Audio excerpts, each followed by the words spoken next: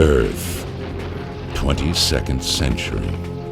5 years after the rebellion on Mars, an elite squad of nano-enhanced soldiers join forces with the faction to put an end to 15 years of unnecessary bloodshed under the brutal dictator Sopot.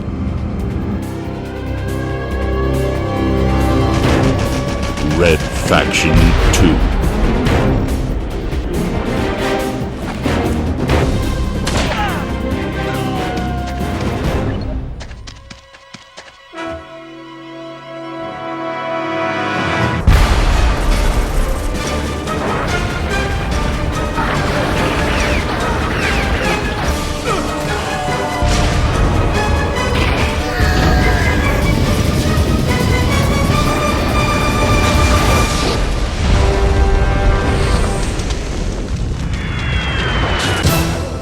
In designing the sequel to Red Faction, one of the best-selling and critically acclaimed releases of 2001, the team at Volition was determined to create an even more immersive experience for the hardcore action fan. They started by improving on the revolutionary Geomod engine which they had pioneered for Red Faction, literally blowing away the static environment concept of competing first-person shooter games. Geomod technology allows the player to alter and destroy the game world in real time. Red Faction 2 is using an enhanced version of the Geomod engine that we featured in Red Faction 1. We've made it faster, it's more stable now, and I think it reflects the new philosophy in design that we've taken. We wanted to increase the number of ways and the number of solutions a player could approach any situation with. And we did so just by making everything that we could think of destructible.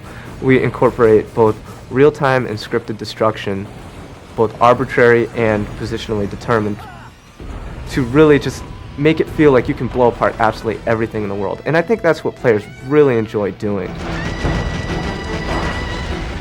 The ground-up improvements continued with faster load times, higher frame rates, better graphics, more detailed enemies, motion capture animation, and smarter AI. With improved technology in place, the team entered the design phase, hashing out details of story, level design, and character. We try to develop our characters around the gameplay that you'll see the character in. After the concept phase, they move into being modeled in 3D. We approve the 3D model, we apply textures to it so it looks like a final product. Then it's brought into game. We apply motion capture animation to the model, and that's what really brings it to life. For the honor of the Commonwealth tonight, Sopot dies. To voice the pivotal role of Squad Commander Molov, THQ brought in Hollywood veteran Lance Henriksen, known to audiences from films like Aliens and Terminator. And smarter than anybody else. It's written in a very focused way.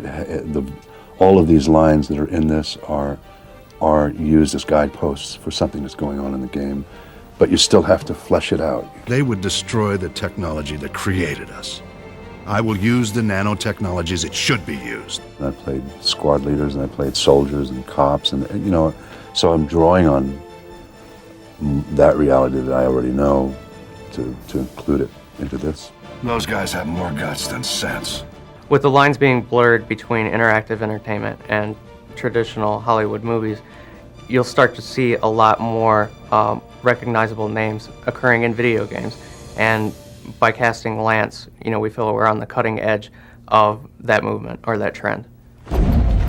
The futuristic setting inspired an imaginative array of vehicles and weaponry for the game, including nano-enhanced weapons that are faster, more accurate, and more lethal.